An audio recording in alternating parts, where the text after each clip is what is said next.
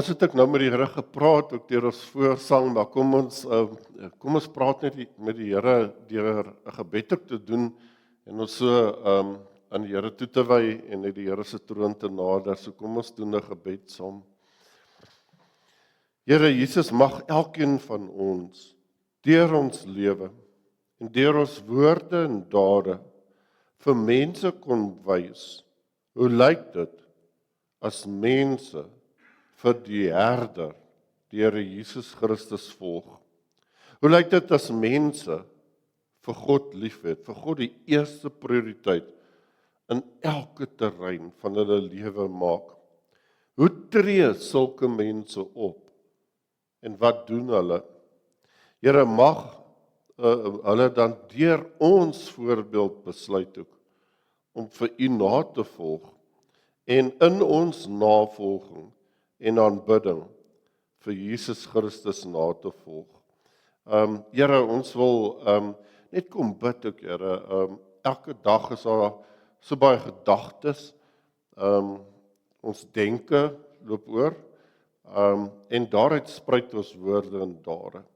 En daarom wil ons maar net vir U kom vra. Ons wil vir U vra dat ons gedagtes, ons denke, ons woorde, ons dade altyd binne die veilige ruimte van gehoorsaamheid aan U sal val. Altyd binne die veilige ruimte sal val en binne die grense sal val van U wil vir ons as mense. Ons wil ook net kom sê, ons vertrou U ook vir elke dag van ons lewe. Daarom wil ons U ook net kom vra, soos die Here Jesus gebid het voor sy kruisiging. Here, in elke aspek van ons lewe, laat nie ons wil nie, maar laat U volmaakte wil geskied. En daar waar ons dalk swak is, help ons dan deur die Heilige Gees om vir U te vertrou met ons lewens, dat U die beste weet. Help ons altyd om na ons eie lewe, na ons toekoms en ons omstandighede te kyk, nie deur ons eie oë nie, maar deur U oë. Amen. Ek dink meeste van julle het gehoor ek hierdie week oor Dani Botha en wat hy gesê het en oor die wegraping en hoe hy daaroor gepraat het. En ek het gedink ek wil net vir u duidelikheid gee oor die wegraping en die tweede koms van Here Jesus Christus en wat ons as gereformeerde kerke daaroor sê. Dit is nou ons stem heeltemal saam as NG Kerk en die gereformeerde kerk en die hervormde kerk saam. Dit is wat ons belydenisskrif sê en dit is hoe ons die woord interpreteer. So ek het gedink ek wil net vir u duidelikheid gee want en net bietjie vir u raad ook gee hoe tree mens op as ons as Christene van mekaar verskil.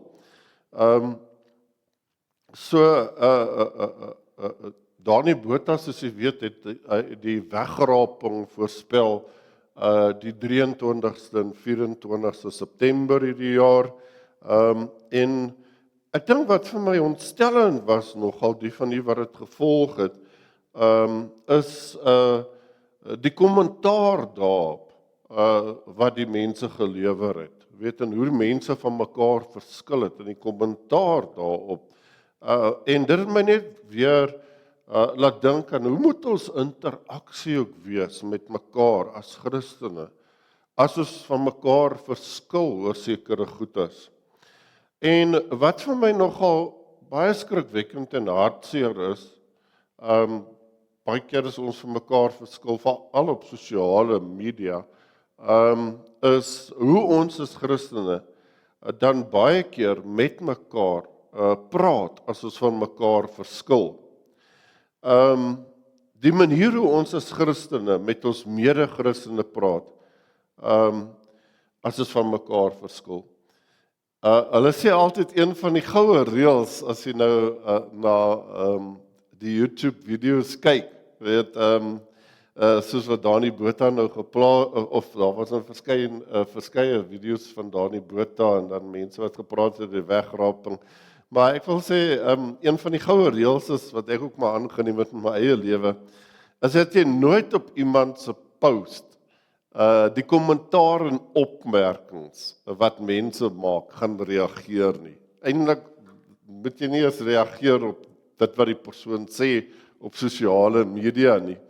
En want ek dink baie keer as jy die post volg, dan word jy net meer verward en meer ontsteld as jy die opmerkings gaan lees.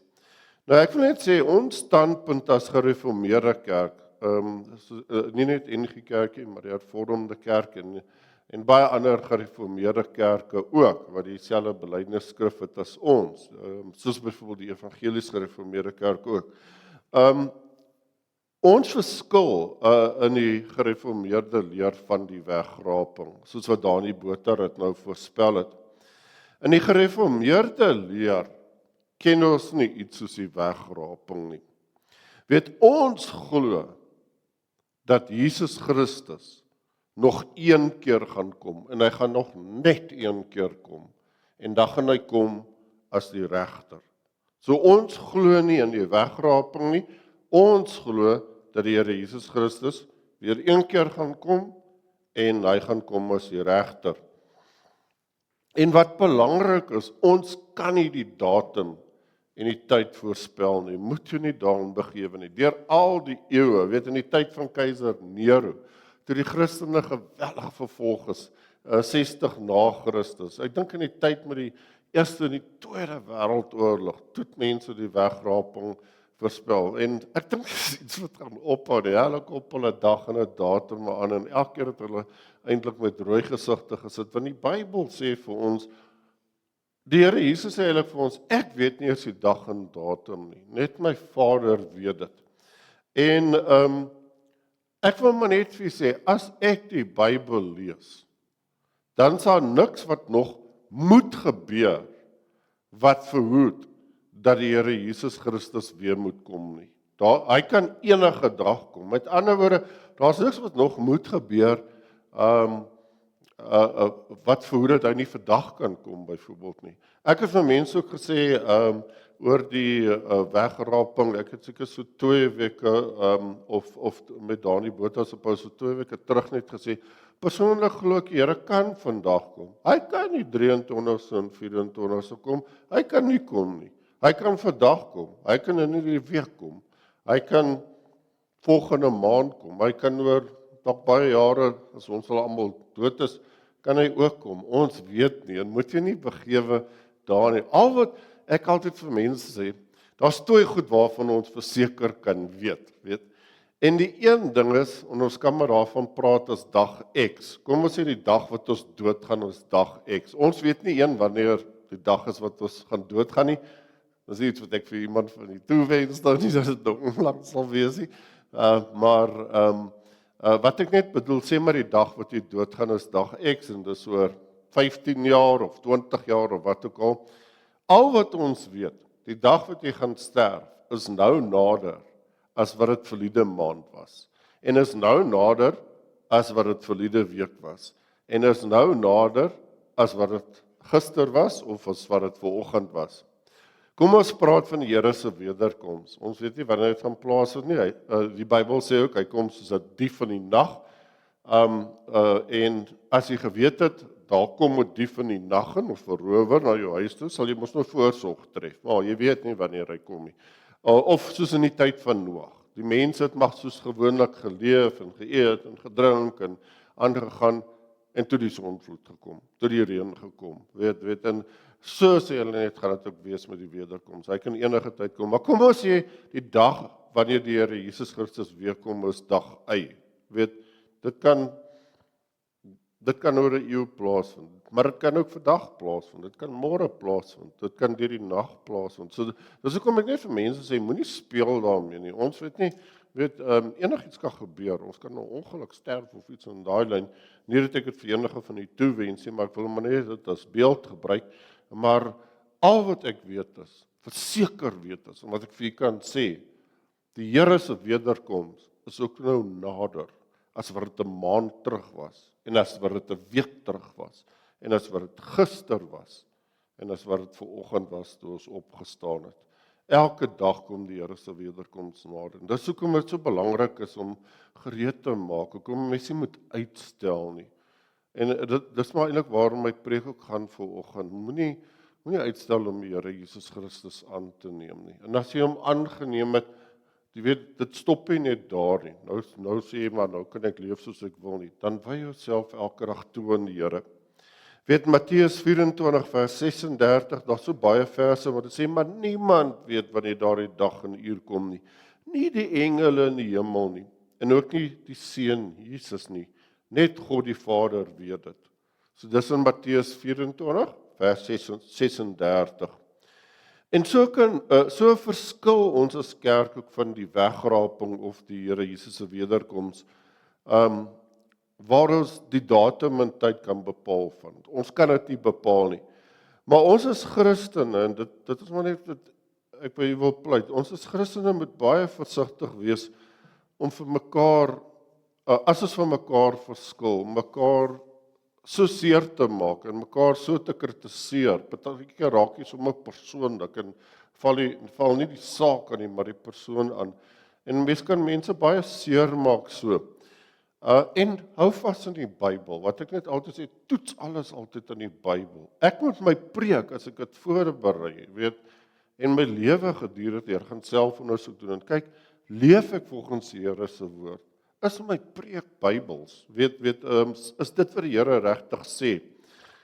So ons glo die Here se wederkoms, hy gaan weer kom, maar die Here Jesus gaan een keer weer kom.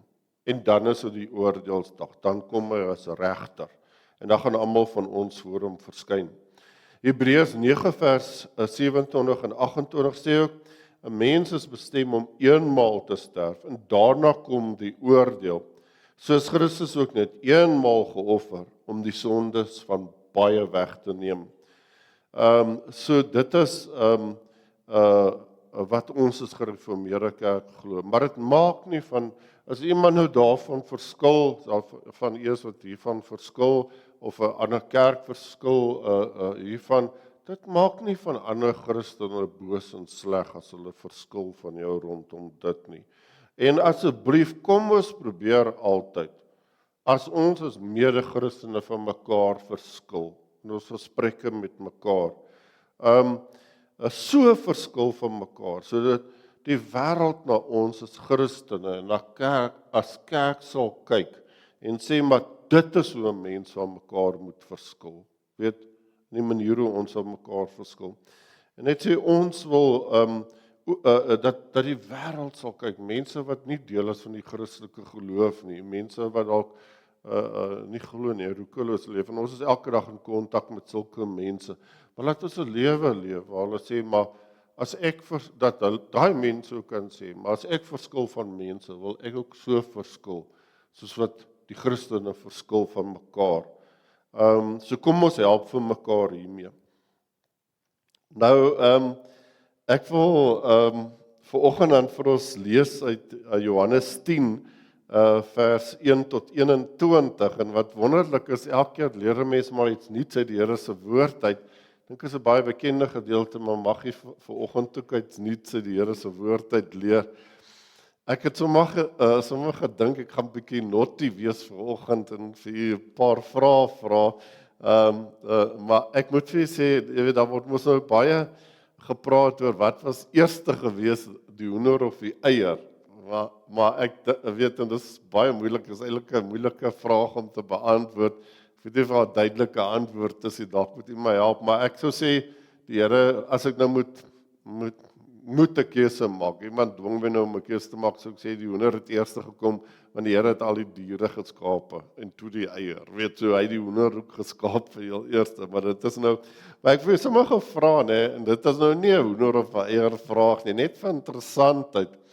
'n Zebra, hy het mos wit en swart strepe.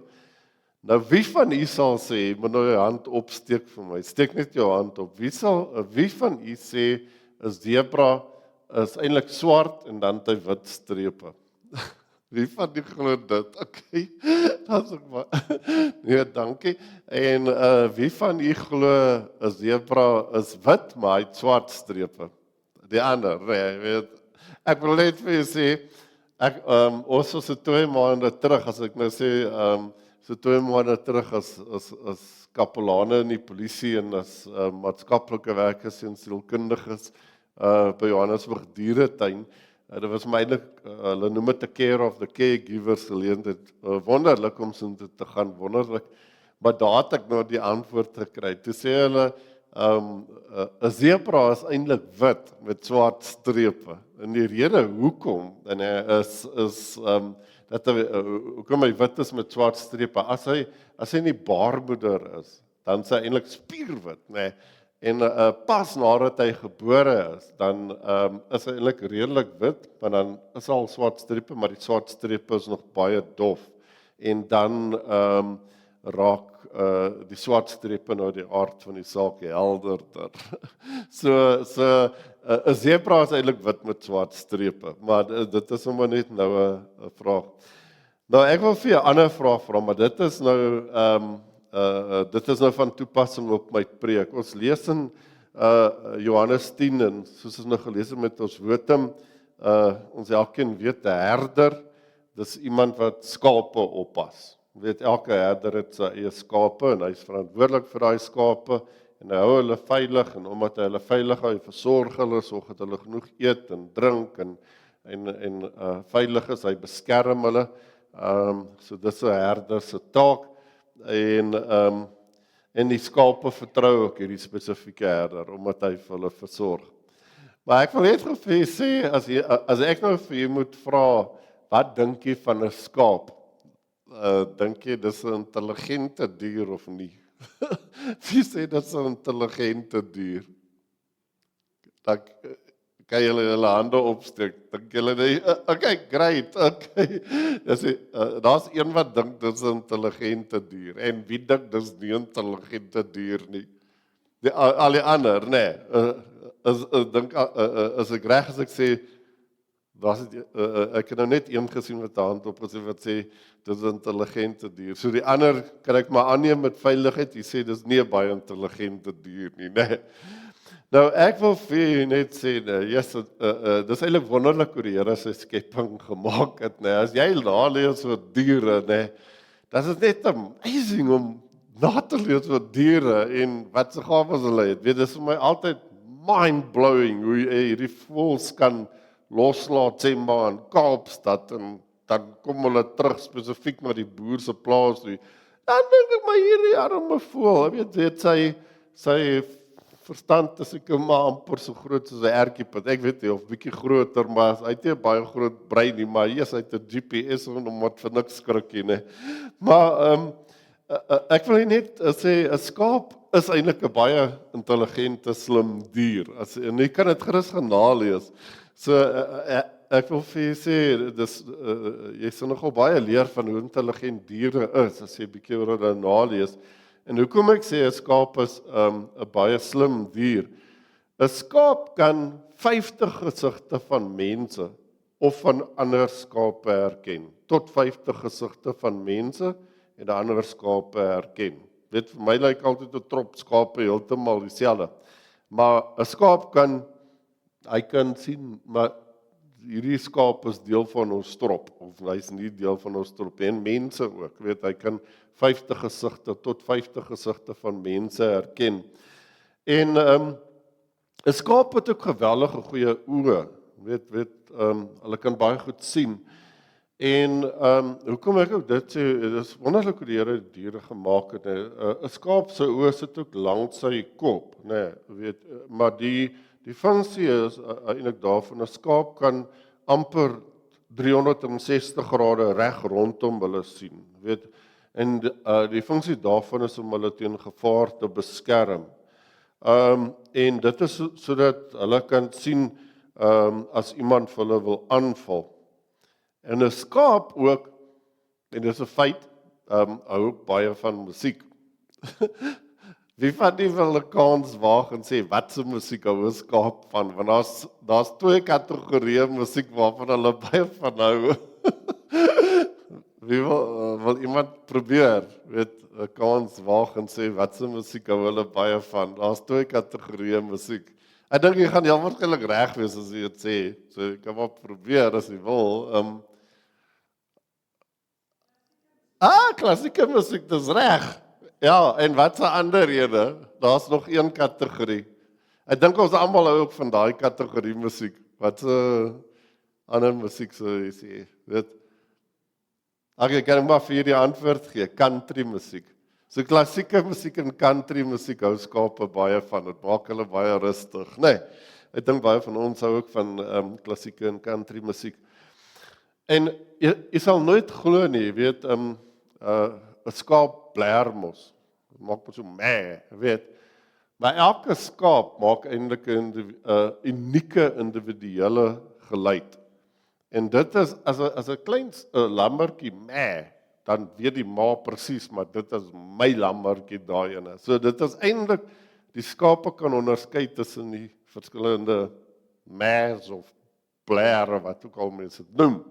Nee. Nou interessant en dis ook 'n ware verhaal. 'n Skaapboer het my eendag vertel dat hy en sy vrou bietjie eendag daar met hulle bakkie op die plaas gery het en daar het toe 'n skaap lam onder 'n bos weggesteek. Nou wat die skape partykeer doen is ongelukkig. Gewoonlik as 'n skaap gelam het en dan is die skaapie nog of die lammertjie nog baie klein en die lammertjie is nog afhanklik van die ma, dan gaan steek die ma die lammertjie weg. En maar die ma kry nie altyd die lammertjie nie. Nou is die skaapboer ook baie kwaad toe hy nou so rondry met sy vrou en hy sien hier lê 'n lammertjie wat bietjie weg is van die trop. Hier lê 'n lammertjie onder 'n bos weggesteek. Want wat hulle baie keer moet doen die boere dan moet hulle die lammertjie vat en hulle moet hom handsgroot maak, jy weet, met 'n titiebottel. En maar interessant, die trop skape was baie naby aan die boer se huis gewees, weet, waarvan hierdie lammertjie nou eintlik deel was. En toe hy nou die lammertjie daar in sy bakkie het en uitklim, toe bler die lammetjie, toe maak hy meh. En dadelik het die ma geweet, maar dis my lammertjie. En die ma het uitgekom uit die trop uit en haar lammertjie gaan opsoek en die lammertjie weer gevat en terug na die trop toe gevat. En dis die skaapboer die aardwys ook baie verlig want nou hoef hy nie die lammertjie handsgroot te maak nie. En net so wil ek vir julle sê is die Here ook ons herder wat met sy stem vir elkeen van ons roep. En die ooreenkomste is daar, hy ken vir ons elkeen, soos 'n herder ook sy skape ken. En die skape vir hom ken die Here Jesus Christus vir jou vanoggend. En hy ken jou gesig en ons moet dan vir sy stem ook luister. Soos die skape na die herder se stem luister, moet ons ook na sy stem luister om by hom te wees. Ons elkeen is deel van sy kerk. Nou ek wil vir u vanoggend lees die gedeelte daar, dit gaan die opskrif is daar die goeie herder. En ek hoop jy leer ook weer nuwe goed hier uit. Dalk van die goed wat ek sê gaan u weet reeds, maar van die goed gaan ook dalk nuwe goed wees. Maar dis waar die Here Jesus praat en dan sê dis Johannes 10 vers 1 tot 21. En dan sê hy, dit verseker ek julle, wie nie deur die deur van die hek van die skaapkraal ingaan nie, maar van 'n ander kant af inklim, is 'n dief en 'n rower. Maar hy wat deur die hek ingaan, is die skape se herder. Vir hom maak die hekwagter oop. Die skape luister na die herder se stem. Hy roep sy skape op hulle name en hy lei hulle uit. Wanneer hy sy skape uitgebring het, loop hy voor hulle uit en die skape volg hom, omdat hulle sy stem ken. Hulle sal nooit 'n vreemde volg nie, maar van hom af weghardloop, omdat hulle nie die stem van vreemdes ken nie. Deur hierdie beeld het Jesus met hulle gepraat, maar hulle het nie verstaan wat dit was wat hy vir hulle wou sê nie. Toe het die Here Jesus verder gesê, dit verseker ek julle, ek is die ingang vir die skape. Almal wat voor my gekom het, is diewe en rowers, maar die skape het nie na hulle geluister nie. Ek is die ingang. As iemand deur my wil ingaan, sal hy gered word. Hy sal in en uitgaan en veiding kry. 'n Dief kom net en steel en slag en uitroei. Ek het gekom sodat hulle die lewe kan hê en dit in oorvloed in. Ek kan ook dit so lees, ek het gekom sodat julle die lewe kan hê en dit in oorvloed in. Ek is die goeie herder. Die goeie herder lê sy lewe af vir sy skape. 'n Huurling is geen herder nie. En dit is nie sy skape nie. As hy 'n wolf sien kom, los hy die skape en hardloop weg. En die wolf vang die skape en jaag die trop uitmekaar. Hy is 'n huurling en bekommer hom nie oor die skape nie. Ek is die goeie herder. Ek ken my skape en my skape ken my. Net soos die Vader my ken en ek die Vader ken en ek lê my lewe af vir die skape. Ek het nog ander skape wat nie van hierdie kraalhof is nie. Ek moet hulle ook lei. Hulle sal na my stem luister en hulle sal een kudde wees met een herder. Die Vader het my lief omdat ek my lewe aflê om dit weer op te neem. Niemand neem dit van my af nie, maar ek lê dit uit my eie af. Ek het die volmag om dit af te lê en ek het die volmag om dit weer op te neem. Hierdie Here Jesus net verwys na sy kruisiging. Dit is die opdrag wat ek van my Vader ontvang het. Daar het verdeeldheid onder die Jode gekom oor hierdie woorde. Baie van hulle het gesê, hy is van die duiwel beset, hy is mal. Hoekom luister julle nog na hom? Ander het gesê, dit is nie die woorde van 'n besetene nie. 'n Duiwel kan tog nie blinde se oë genees nie. Ek wil maar net vir julle sê, in Johannes 9 lees ons hoe die Here Jesus Christus die blinde man se oë genees het. Weet hy waar hy modder aangemaak het en dit in die man se oë gesmeer het. So en jy moet onthou die ou Bybel, die oorspronklike Bybel baie eeue terug het nie hoofstukke en verse gehad nie. So dis nou hoekom dan die deel gepraat word. Die hoofstuk is eers in die 3de eeu na Christus ingevul en die ingevoeg in die verse eers in die 6de eeu na Christus. So maar ek wil vir sê daar's een enkele eienskap wat ons elkeen vanoggend deel. En dit is dat ons elkeen sit hierso en ons aanbid die Here Jesus Christus. Ons sê ons is Christen, ons is kinders van die Here. Ons het hom aangeneem as verlosser. Ons wil gehoorsaam aan hom leef. Ons bewonder nie net vir Jesus nie. Ons sê nie net maar Jesus was 'n gewone persoon of hy was 'n profeet gewees of wat ook al nie. En ons loop nie net sommer blindelings agter hom aan nie. Die eienskap wat ons met mekaar deel vanoggend is. Ons sê ons glo die Here Jesus Christus is ons verlosser en ons is sy kinders. Weet en hy is ons herder. So dis die eienskap wat ons het. Jesus Christus wat een met God die Vader is en een met God die Heilige Gees is. En ons glo en weet, ons sê dan ook, maar Jesus was nie net 'n profeet of 'n baie goeie persoon wat geleef het nie. Maar hy was die verlosser, uitgekom as die verlosser en hy is nog steeds die verlosser. En dit is ons diepste identiteit as Christelike kerk. En dit is presies wat Johannes 10 sê.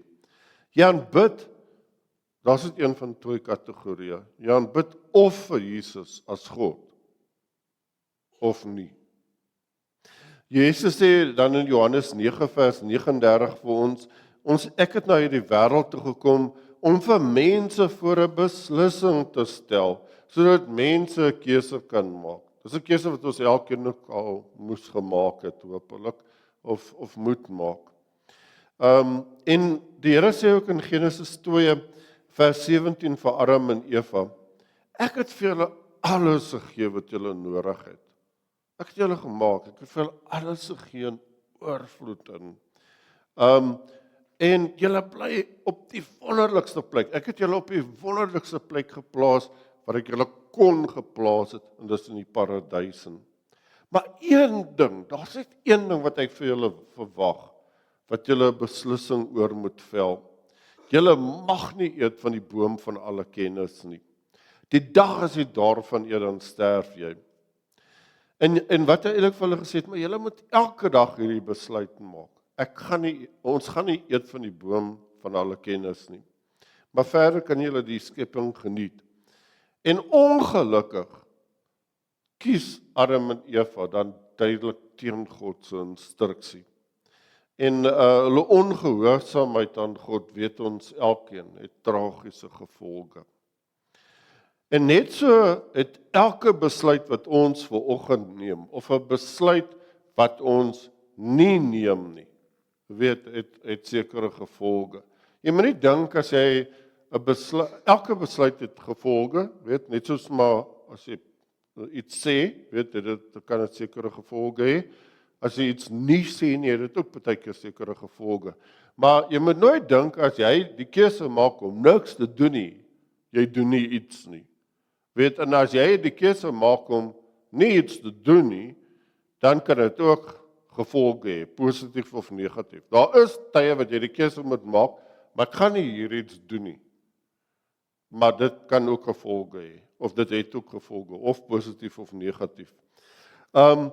In Eksodus 5 sê Moses ook in opdrag van die Here aan die Farao, julle moet toelaat dat my volk uit Egipte uittrek. Dis nou die Israeliete toe hulle nou slawe was daar. En dan verhard die Farao sy hart en sê, nee, ek gaan nie dit toelaat nie. En toe sê Moses vir die Farao, maar die Here gaan dan vir jou straf. En toe die 10 plaae gekom, en die heel eerste plaag wat die Egiptenare tref, is waar die water in bloed verander het. En dan lees ons die Farao het nog steeds sy hart verhard. Hy het hom nie gesteer daaraan nie. En dan kom die tweede plaag. Die tweede plaag wat gekom het, was die paddas gewees. En in Eksodus 8 vers 9 sê Moses spesifiek vir die Farao, toe die Farao vir Moses laat kom het na hom toe, vra die Farao vir Moses, kan jy nie maar die paddas wegneem nie, asseblief, ons is nou moeg vir al hierdie paddas, En dan sê Moses vir die Farao, hy sê vir hom letterlik hierdie woorde, dit is u voorreg, met ander woorde die Farao, u voorreg as Farao, om te besluit, om die plaag van die paddas aan te hou, en of dit weggeneem kan word. En as die 10 plaae te kom, wat elke keer dan sodra Moses nou gesê het, okay, ek sal vir die Here bid dat die paddas weggeneem word, met die ander plaag gebeur, die ander 9 plaag, dan verhaar die Farao maar weer sy hart. En ons moet ook vanoggend baie mooi verstaan, die Bybel, soos ons hom hier het, hy het nie plek vir draadsitters nie. So jy kan nie sê, maar ek gaan nie 'n keuse maak nie. Jy maak 'n keuse of vir die Here Jesus Christus, dat jy hom as verlosser aanneem in jou lewe en afhanklikheid en vir hom leef, jou lewe elke dag aan hom toewy, of jy sê ek gaan nie die keuse maak nie. Ek gaan nie die Here Jesus Christus aanvaar as verlosser nie. Daar is nie 'n middeweg nie. Daar is nie 'n grys area nie. En dis net die Bybel praat, soos ek dit lees, nêrens dat ons 3 opsies het nie. Die Bybel gee vir ons net 2 keusemoontlikhede. En die een is, ons kies om God te aanbid, God drie-enig te aanbid, of jy kies dit nie. En nêrens in die Bybel word iemand ook gedwing om een van hierdie 2 keuses te maak nie. Jy het die voorreg, God gee vir die voorreg, God respekteer jou eie vrye wil, dat jy self kan besluit. Dis 'n keuse wat jy moet weet. Jy hoef nie 'n dag en 'n datum te hê noodwendig nie, maar dis 'n keuse wat jy moet weet vanoggend. Ek het dit gemaak en ek maak dit nog aan elke dag. Die Here sê vir ons, jy het die voorreg om self te besluit. Om te sê, maar ek kan bid vir Jesus as God of nie. In elke ek is uitspraak van Jesus in die Bybel stel vir jou elke keer voor 'n keuse. Die Jesus gebruik baie keer hierdie ek is uitsprake. En dan moet jy 'n beslissing maak. En daarom sê hulle net die woord beslissing, as jy dit nou opdeel, dis die eerste deel is BESL, en dan koppelteken is, en dan weer koppelteken sing. So, daarom het die woord beslissinge is in, want Jesus sê, hy is die ek is. So jy moet dan 'n keuse maak, aanvaar jy dit of aanvaar jy dit nie. So Jesus sê, jy moet besluit, of Jesus sê, ek is, en dan moet jy besluit wie hy is. En dan lees ons ook hoe Moses opgevolg word deur Josua as die leier van die Israeliete, en dan gaan Josua na die Israeliete toe, en hy sê vir hulle in Josua 24 vers 15 hierdie woorde, of julle dit goed vind om die Here te dien of nie, kies dan vandag wie julle wil dien, die gode wat julle voorvaders gedien het, ander kan die Efraat, of die gode van die Amorite in wie se land julle woon, maar wat my en my familie betref, ons sal die Here dien. En net so het elkeen van ons ook 'n keuse om te maak. Weet, ek besluit om God te dien of nie. En dit is die storie van die Bybel regdeur. En toe die Here Jesus die blinde man genees het, net in die vorige hoofstuk, Johannes 9 vers 35, vra die Here Jesus vir die man, glo jy in die Seun van die mens? Hy antwoord, wie is dit meneer, sodat ek in hom kan glo? Jesus het vir hom gesê, jy sien hom, dis hy wat met jou praat. En dan as ons gaan na Johannes 10 toe, nou skriflesing, in Johannes 10 vers 17 en 18, sê die Here Jesus daar, die Vader het my lief, omdat ek my lewe aflê, om dit weer op te neem. Niemand neem dit van my af weg nie, maar ek lê dit uit my eie uit af. Ek het die almag om dit te doen, en ek het die volmag om dit weer op te neem. So niemand kan kies, soos die Here Jesus is, nie een van ons kan kies om ons lewe af te lê en dit weer op te neem nie. Weet, dit kan net goed doen, dit kan net, en daarom, omdat hy opgestaan het, weet, omdat hy in die kruis gesterf en opgestaan het ook, daarom is Jesus God. En dit is dan die vraag, wat ons elkeen vanoggend en elke dag eintlik ons moet afvra, is Jesus vir jou God, of nie? Ons lees dan verder in Johannes 10 vers 19 en 20, daar toe verdeeldheid onder die Jode gekom oor hierdie woorde, baie van hulle het gesê, hy is van die duiwel besete, hy is mal, hoekom luister julle nog na hom? En dan net in die volgende vers staan, 'n ander het gesê, dit is nie die woorde van 'n besetene nie, 'n duiwel kan tog nie 'n blinde se oë genees nie. So die keuse wat, of jy die Here Jesus aanneem, of as verlosser of nie, bly altyd vrywillig joune. En die besluit wat jy neem, hierdie besluit, dis die belangrikste besluit wat jy kan neem in die lewe. Ek sê altyd vir mense, ek het al baie keer besluite geneem in die lewe, en baie keer was ek stupid geweest, want ek het al dieselfde ding partykeer 2-3 keer gedoen, en stamp ek my kop vrek hard elke keer. Eerste keer en nie tweede keer en nie derde keer, maar dis een besluit. So daar's regtig besluite in die lewe wat ek al geneem het, wat ek baie spyt is oor, wat ek wens ek kan die horlosie terugdraai. Maar een besluit wat ek nog nooit spyt was oor nie, wat ek nooit berou gehad het oor nie, is die dag toe ek die Here Jesus Christus aangeneem het. Baie jare terug, toe ek in graad 9 was, 1982, en ek het vir die Here gesê, ek sal altyd na u toe hardloop, ek sal nooit weg van u af hardloop nie, in goeie en slegte tye, sal ek u dien en u vertrou.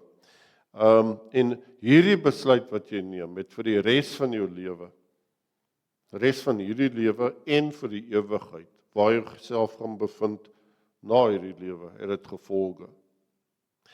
In vers 1 tot 3 staan daar, ek gaan nou terugkom na my teks toe, gaan nou bly by die teks, net vir jy sekere goed verklaar hierdie teks.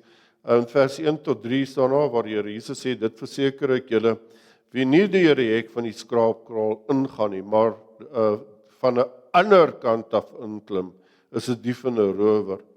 Maar hy wat deur die hek ingaan, is die skape se herder. Vir hom maak die hekwagter oop. Die skape luister na die herder se stem. Hy roep sy skape op hulle name en hy lei hulle uit. So ek wil net sê in hierdie teks word daar van 2 verskillende krale gepraat en hierdie is nou die eerste kategorie kraal wat jy gekry het. Dit was eintlik 'n besigheid gewees in daardie tyd, want in die meeste groot stede het jy of dorpe het jy 'n gemeenskaplike skaapkraal gekry en daar was 'n hekwagter daar gewees. En nou is dit so, nou loop ek sê maar met my skape van weiding tot weiding en so aan. Ek moet ook sekere goed, maar nou weet ek moet sekere goed in die dorp en koop of weet ek het van weiding tot weiding geloop en nou raak dit al laat al. Dit raak vir my te laat om na die plaas terug te keer met die skape. En nou besluit ek om oor te slaap in hierdie dorp in.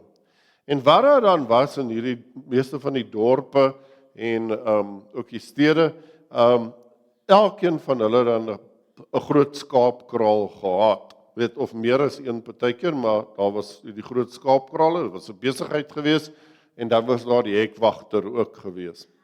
En by so die hekwagter het my skape dan nou kom ek by hierdie kraal met hierdie skape. Dit was een groot kraal geweest.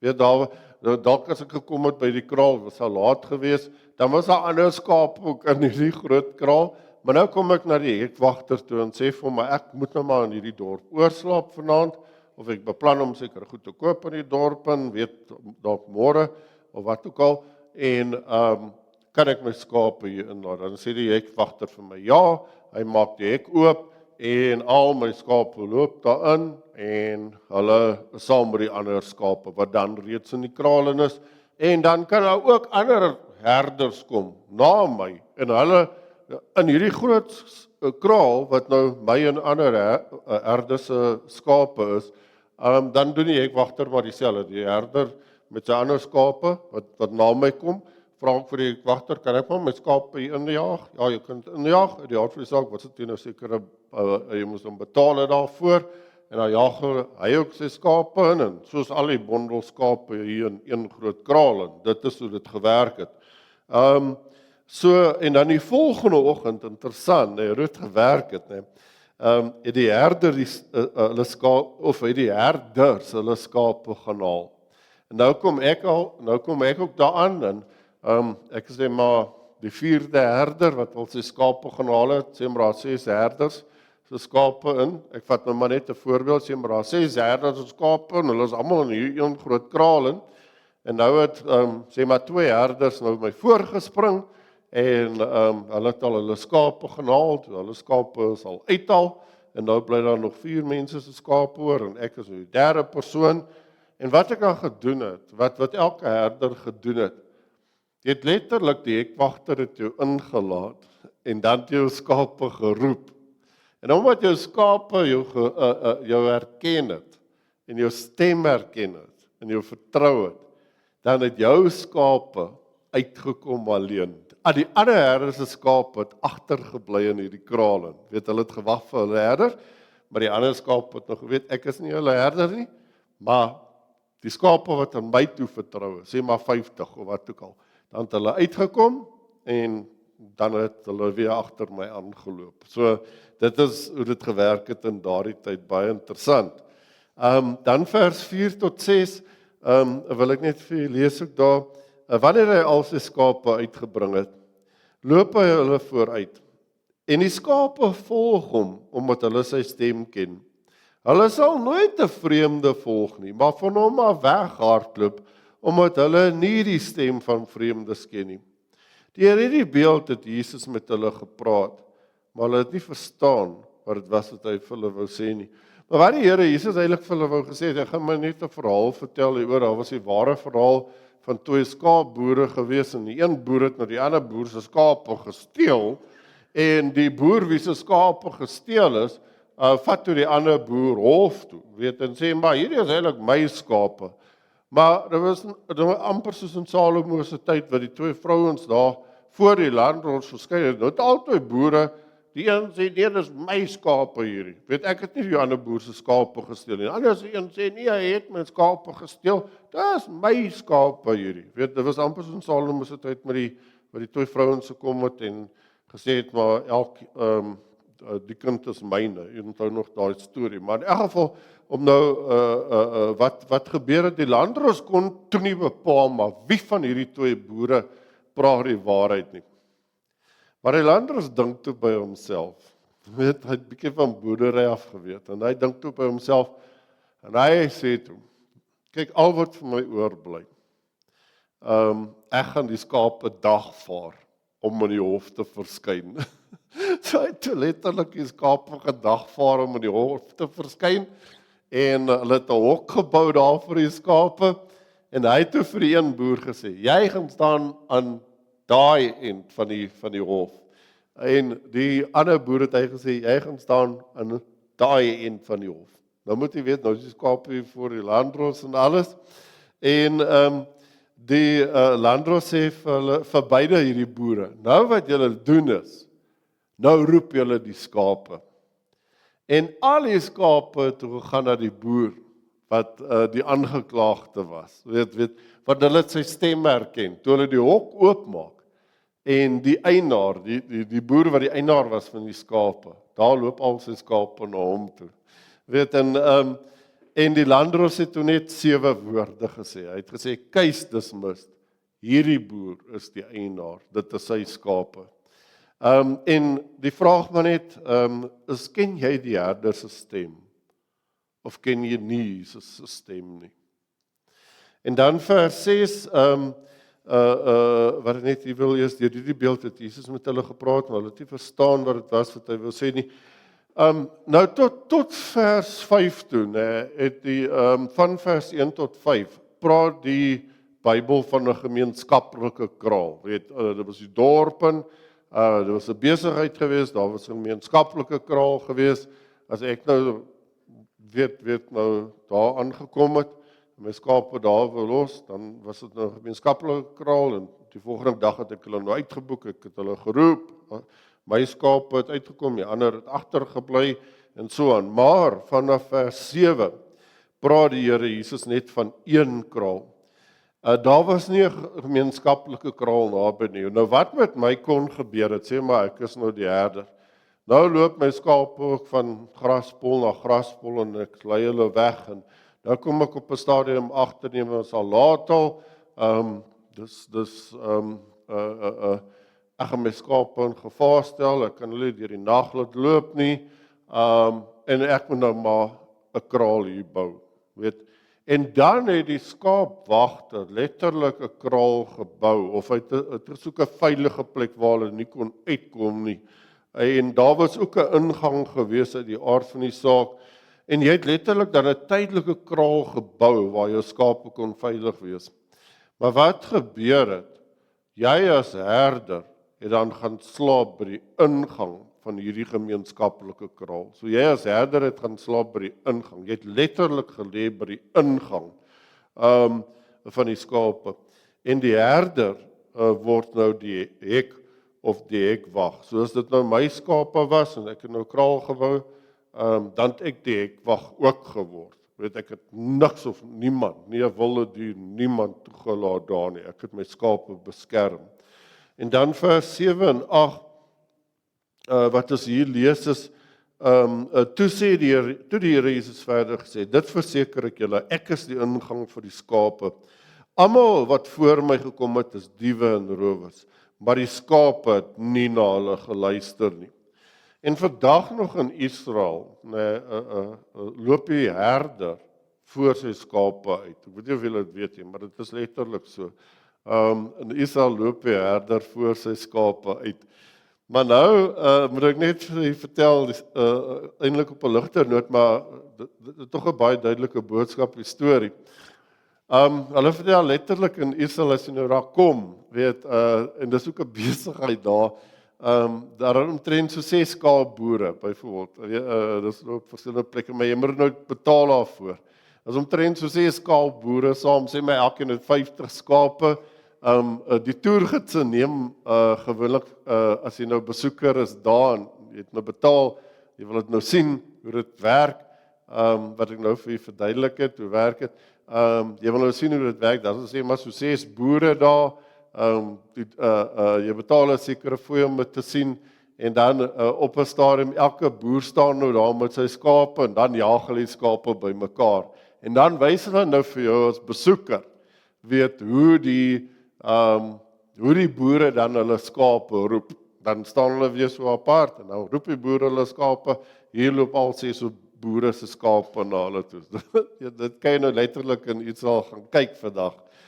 Maar nou sê hierdie een toergids ook vir hulle, nee, maar dis hoe dit werk, en hy neem hulle om te gaan kyk, en sê vir hulle, die herder is baie lief vir sy skape, en die skape is baie lief vir die herder, en die herder loop nou vooruit, en hier ry die toergids met sy besoekers, met sy toeriste, en hulle ry, nou dink ek by homself, maar ek kan nou net vertel vir my mense, dit is hoe dit werk. Toe kom hulle by 'n trop skape, maar die persoon wat veronderstel is om die herder te wees, jaag toe hierdie skape aan met 'n sweep. En hy slaan die skape, en hy raas met die skape, en hy jaag hulle aan van agter af. En die toergids hy voel nou 'n bietjie belaglik, en die toergids sê toe vir die persoon, hy moet stop, en hy gaan praat toe met die man, en hy sê, maar wat gaan nou hier aan?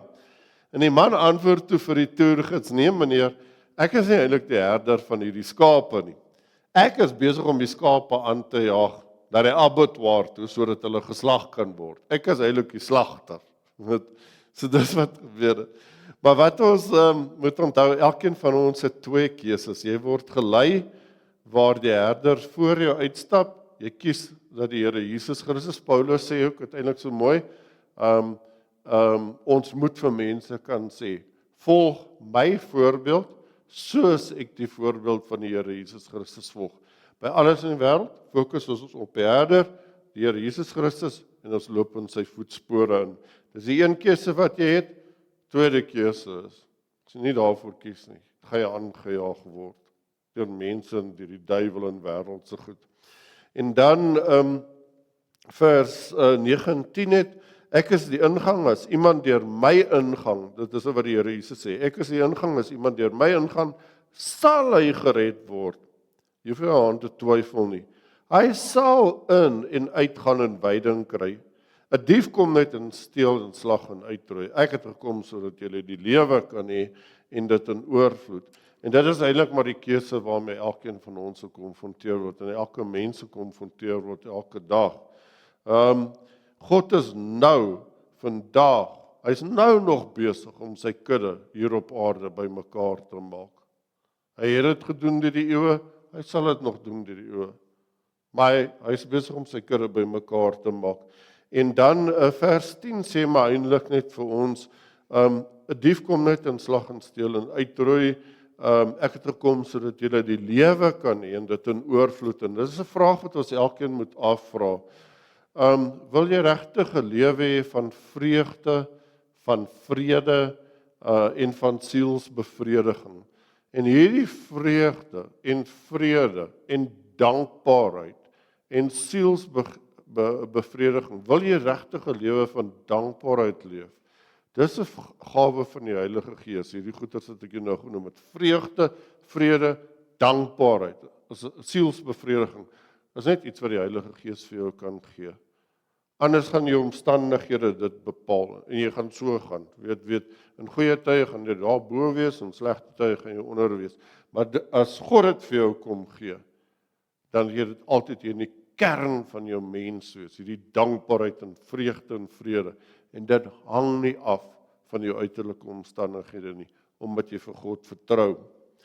En dan vers 11 wil ek net vir julle lees. Hy sê, ek is die goeie herder lê sy lewe af vir sy skape.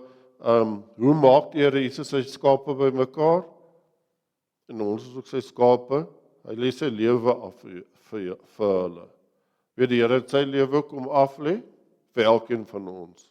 So jy oortuig in die Here se liefde, want dink aan die Here het gekom. Hier is een van julle wat dit nie kan sê nie. Die Here het gekom vir elkeen van julle, gebore in 'n krib in 'n stal, hy het vir elkeen van julle aan die kruis gesterf en opgestaan. So dis hoe hy sy liefde bewys. Ons het 'n Afrikaanse spreekwoord ook wat sê, oor my dooie liggaam. Ek dink ons almal ken daai spreekwoord. Maar hoe maak die Here sy skape bymekaar? Ons kan sê oor sy dooie liggaam.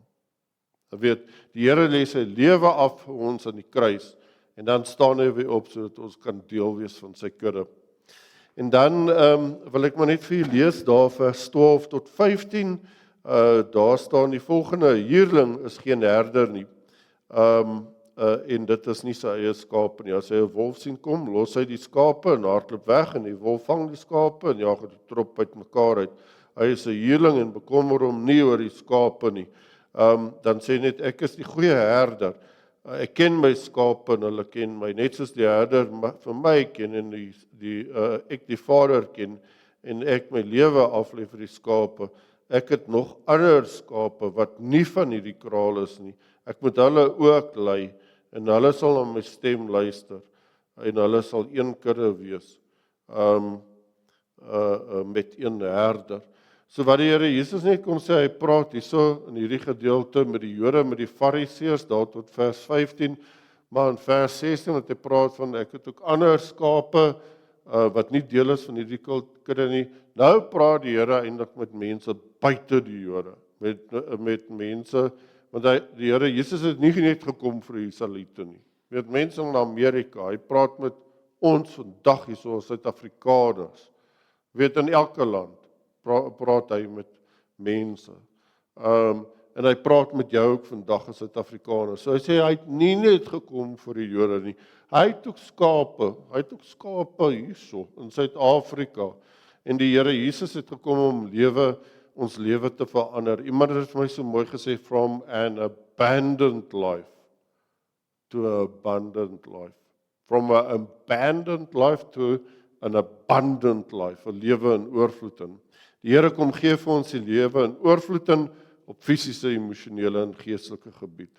So ek sluit af, ons elkeen het net 2 opsies, as ons na Psalm 23 ons wotum gaan kyk. Dit is, ken jy die Psalm van die herder, of ken jy die herder van die Psalm? Amen. Ek wil gou vra daar agter, ek wil tog vir jou net 'n liedjie speel. Sorry, ek nou 'n bietjie oor my tyd te gaan. Ek's regtig jammer. Was nie doelbewus gewees nie, maar ek hoop dit iets geleer. Maar Wouter de Vos skryf 'n liedjie met die titel I Am. Ek is. En die ek is verwys na die Here Jesus Christus. So jy kan dit dalk al volg. Ek dink dit sal wys daar op die bord. Maar hy begin byvoorbeeld net hoe jy die liedjie moet interpreteer, waar die vraag gevra word, are you weary? En dan ... dan sê die Here Jesus, ek is. Kom na, wat dit eintlik bedoel is are you weary? En as jy weary voel, gaan na die ek is toe, wat die Here Jesus Christus is. So ek gaan gevra dat dit net gespeel word. Jy kan die woorde daar volg.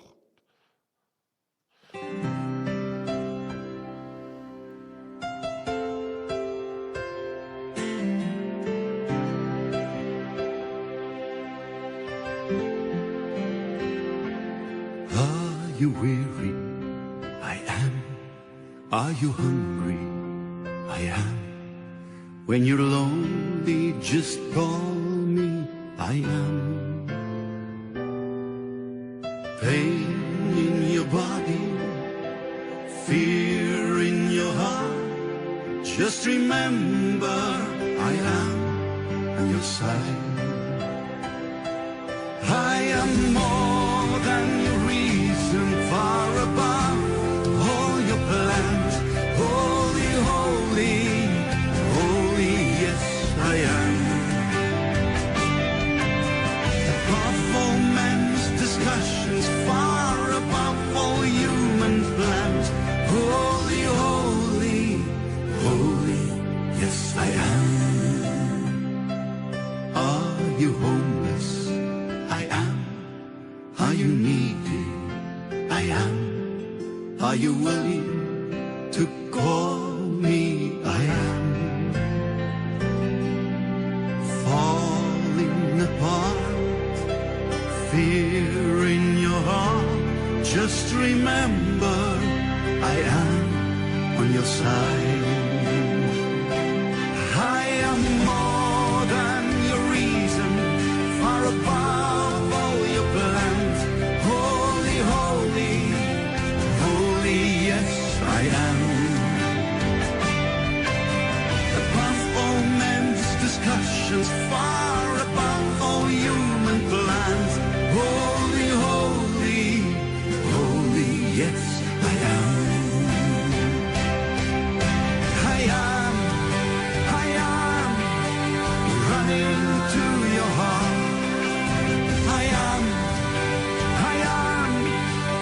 given by his blood.